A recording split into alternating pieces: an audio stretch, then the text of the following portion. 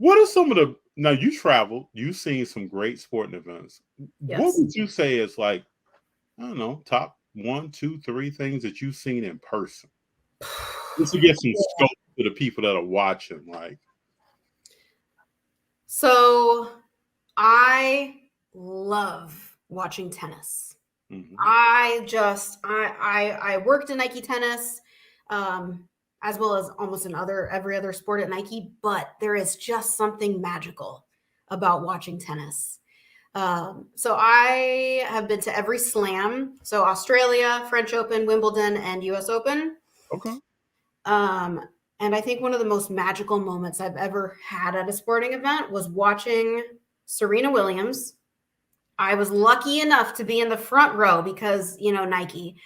And so when you're in the very front row with Serena, you know, she can't lean in on into her coaches, and so she just talks to herself and she pumps herself up and Mhm. she says, damn it, Serena, let's go. Like, you can do this. Like, you better get that next shot. Come on, like, tighten up.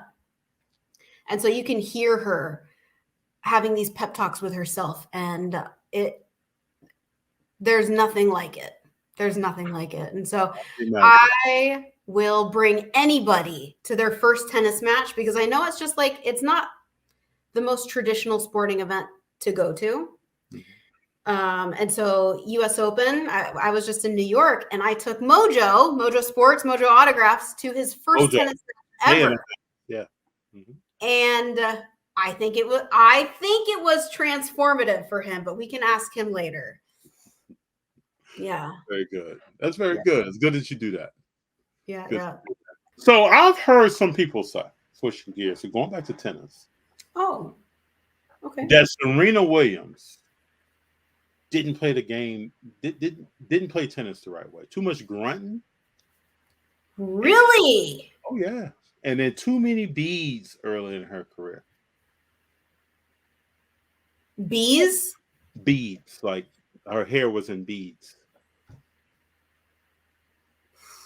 What do you think when being someone that's been around the sport, you love the sport, you've seen some progression in the sport and more inclusion in the sport. What do you think when you hear that? I can tell you what I think when I hear that.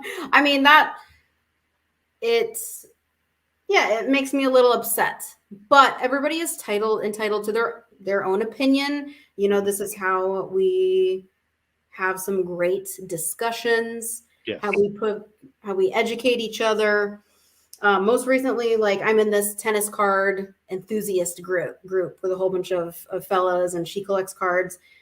And somebody in there said that it was either they thought or somebody in the community thought that Steffi Graf was the greatest of all time, and Okay. that we were crazy for thinking that Serena could be.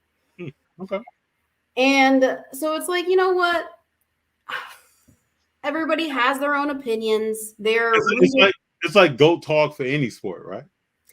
Exactly. You're Mhm. going to see things through your own glasses. That's right. You can kind of slice and dice it, just like any kind of data, any kind of metrics, any story. You can slice and dice it however you want to get to the expectation or the final ending that you are trying to push or that you believe in. But I mean, at the end of the day, like, I get, I can't. well, just so you know now. So I came through all of this, right? I'm a little older than her. So when they started playing, their dress was of question. Mm, How they wore their hair was of question. mm-hmm. The sounds that they made on the court when they hit the ball or they were running for the ball was of question. Yeah.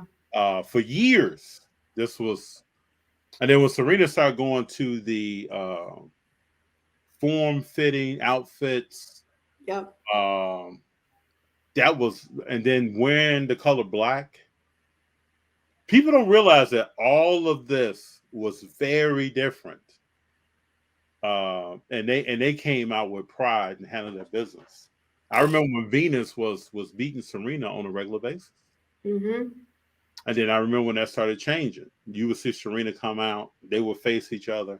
Serena's running right through that on to victory. But how they carry themselves, this is always my message to people, is if you have a concept of how you want to do something that may be away from the norm of what you've seen before, doesn't mean that you can't do what you want to do. So when I look at Venus and Serena Williams coming from Compton, and then doing what they did and how they did it and representing themselves. I went to school with young ladies that wore beads all the time. So for me, I'm like, what are people talking about? Until I really start paying attention to how is Steffi Graf, Jennifer Capriati, how are they coming to the court? And it's different than how these two young ladies are coming to the court.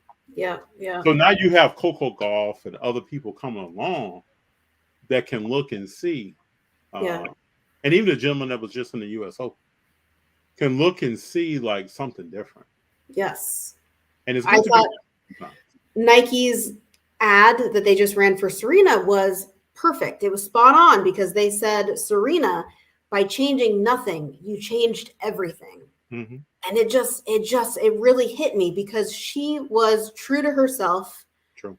Even with all of these haters, hating the beads, hating her cat suit that we put her in.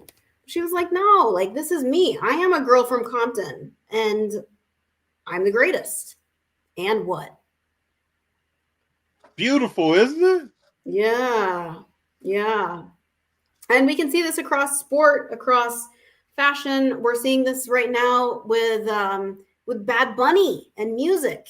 That's right. How he's overtaking the radio. Like, that's right. And a lot of people in, middle America maybe have never heard reggaeton or somebody speaking, singing these Spanish songs to them, but they're literally number one most streamed record ever. And so it's just like, yeah, like being a little bit more present and having these things more involved in everyday conversation for everybody is just going to help push us all forward. I totally agree.